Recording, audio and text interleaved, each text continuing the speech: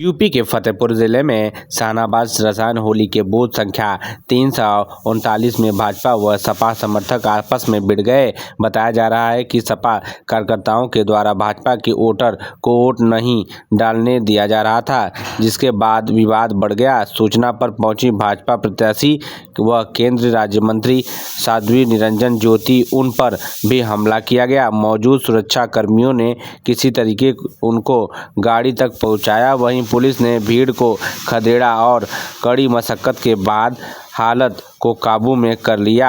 भाजपा प्रत्याशी व केंद्रीय राज्य मंत्री साध्वी निरंजन ज्योति ने सपा पर गंभीर आरोप लगाया है। चल रहा है, क्या स्थिति है, किस तरह से क्या है? काफी अराजकता भी जो है चुनाव को बिगाड़ने का माहौल प्रयास कर रहे हैं, क्या है? देखिए, समाजवादी पार्टी के लोगों का आज मैंने जो दृश्य देखा, सचमुच में आज मुझे पश्चिम बंगाल याद आ गया।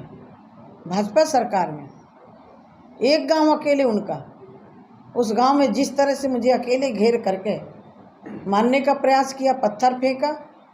शायद मेरे पास सिक्योरिटी नहीं होती तो आज कुछ भी कर सकते थे।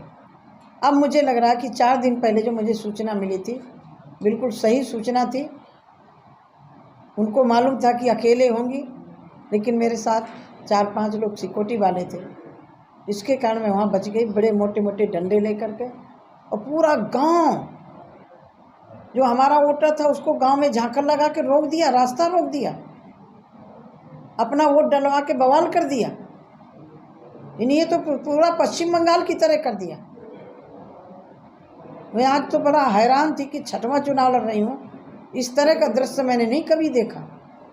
हमारा भारतीय जनता पार्टी का कार्यकर्ता कभी नहीं कर सकता, लेकिन जिस तरह से समाजवादी पार्टी की गाड़ी भी वहाँ दिखी और बिल्कुल बूथ के 100 मीटर पे खड़ी थी। 100 मीटर भी नहीं होगा, 50 मीटर पे खड़ी थी गाड़ी।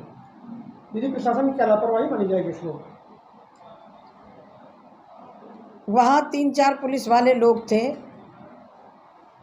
अब क्योंकि पूरा यह जांच का विषय है, सुनियोजित था, क्योंकि सुनियोजित नहीं होता तो बाहर की गाड़ी नहीं होती और इतने एक साथ इकट्ठे नहीं होते। दीदी, कई बूथों में लोग मतों का बहिष्कार कर रहे हैं, चुनाव बहिष्कार कर रहे हैं, इसको लेकर किस तरह देखते, क्या इसमें? देखिए, मेरा निवेदन है, बहिष्कार समाधान नहीं है। जहाँ भी कोई दिक्कतें हैं हम उसका समाधान करेंगे। मैं अपील करती हूँ कि आएँ, अपना मतदान करें। यही दिन है आपके लोकतांत्रिक देश की महापर्व में कि आप अपना मत का प्रयोग करिए और निकलिए घर से। किस तरह देखते हैं पूरा चुनाव को फतेहपुर के? फतेहपुर चुनाव ठीक है, बढ़िया है। यही हताशा आज उनकी समझ में आ गई।